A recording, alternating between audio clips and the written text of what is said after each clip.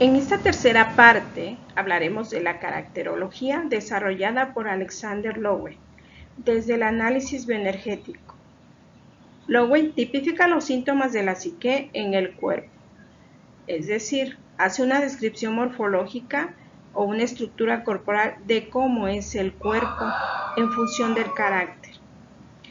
El carácter de una persona es la actitud con que se enfrenta a la vida de una forma psíquica y somática.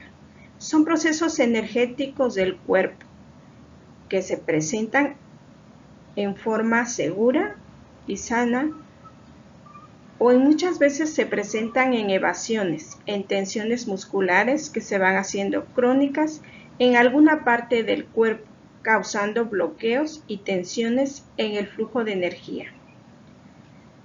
Estas a su vez influyen en la percepción física del yo, en la autoestima de una persona, en la autoimagen, en su salud y en la relación con el medio en que lo rodea.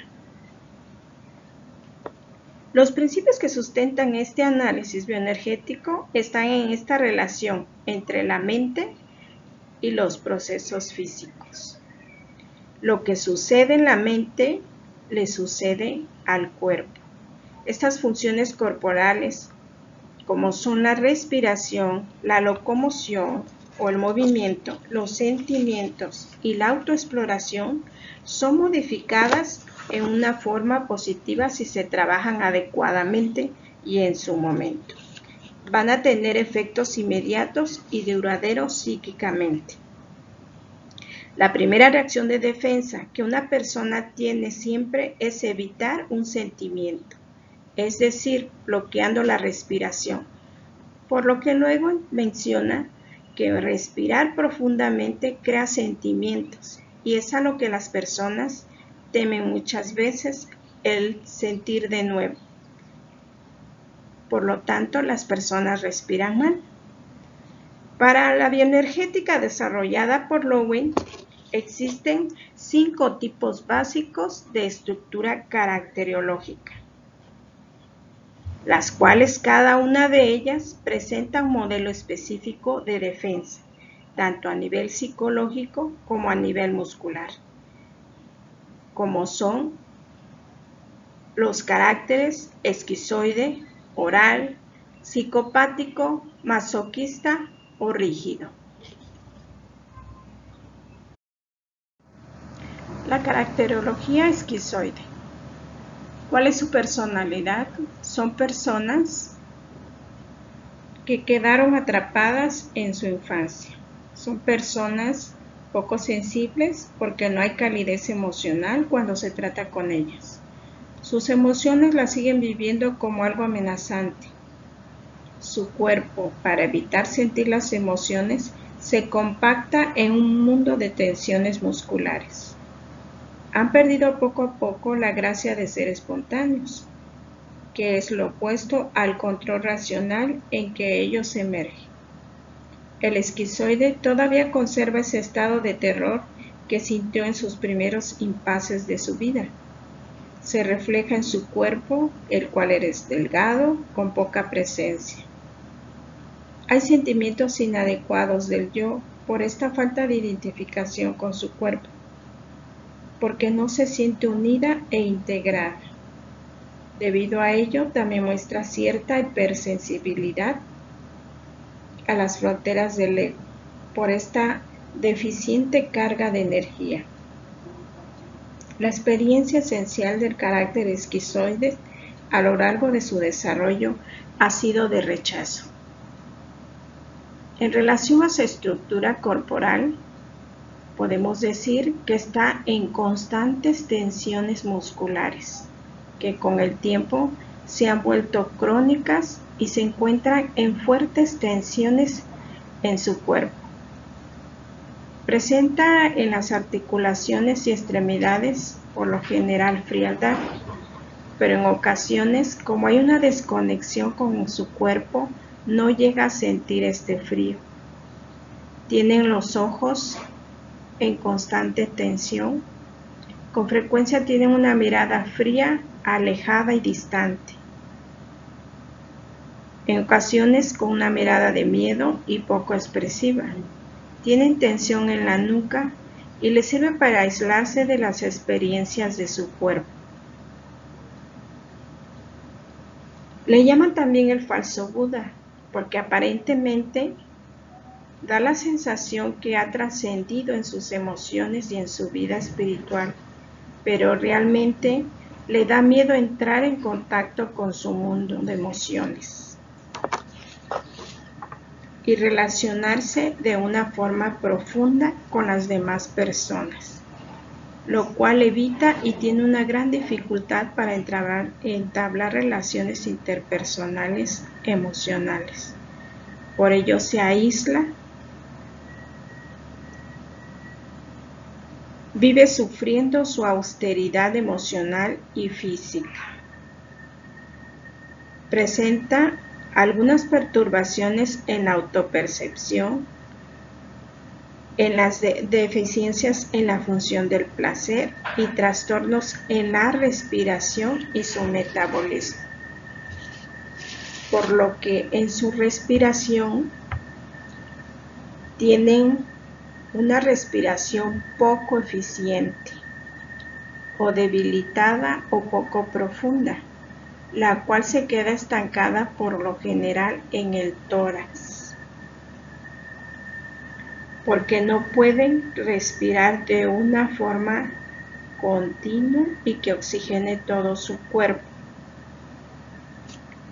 En la relación terapéutica a este tipo de caracterología se le recomienda encontrar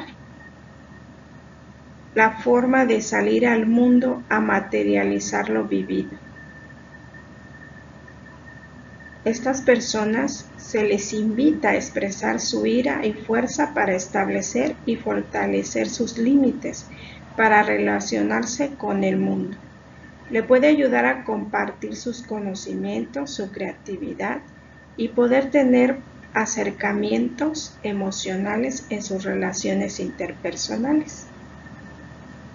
Su estructura parece poco mecánica, lo cual es necesario e importante en el trabajo terapéutico realizar un trabajo de asentamiento, al igual que el trabajo ocular para el contacto con la realidad, para que le ayude a discriminar el mundo interno del mundo externo, ampliando así su capacidad de vivir y de estar en el mundo.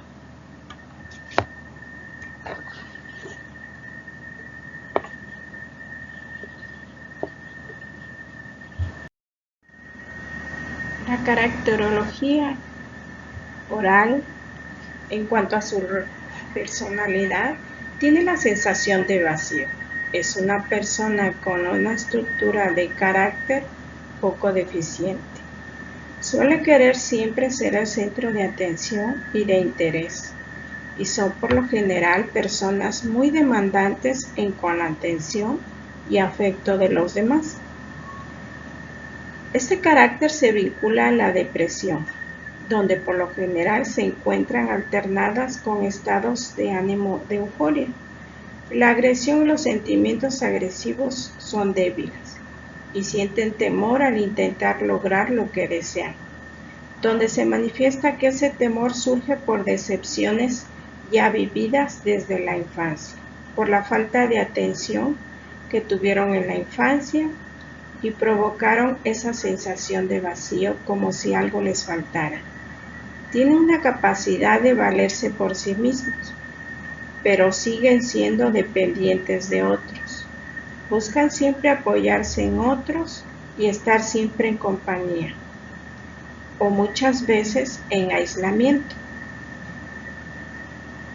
En cuanto a la estructura corporal de este carácter oral, podemos decir que su cuerpo es alargado y delgado, con una musculatura poco desarrollada.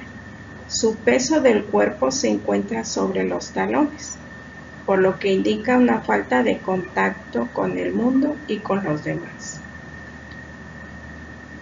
Por lo general presentan una fatiga constante y un metabolismo muy bajo en comparación a la media. Las tensiones musculares se encuentran en torno a su cintura. Presenta dolores de cabeza y en la nuca. En cuanto a la respiración, podemos decir que tiene una respiración poco deficiente o disminuida. Esta respiración se encuentra íntimamente relacionada con la boca, la garganta, es decir, con toda la zona oral. Se privan a nivel oral, reduciendo la intensidad del impulso de respirar el aire y de mantenerlo, para lo cual se puede ver en ellos que necesitan técnicas de relajación constantes para poder hacer contacto con su mundo interior. En la relación terapéutica se busca que utilicen o hagan uso de su propia voluntad para motivar sus acciones. Superar la resistencia a alcanzar con los brazos todo aquello que desean, adquirir sentimientos y fortalecimiento en todo su cuerpo,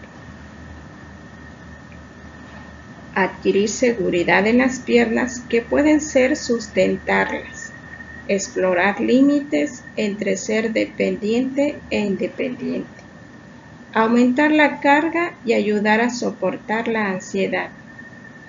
Para ellos es importante trabajar el enraizamiento, un aspecto a desarrollar en miras a un soporte propio de su propia persona. El contacto con el suelo les ayudará a tener contacto con la realidad y a la independencia.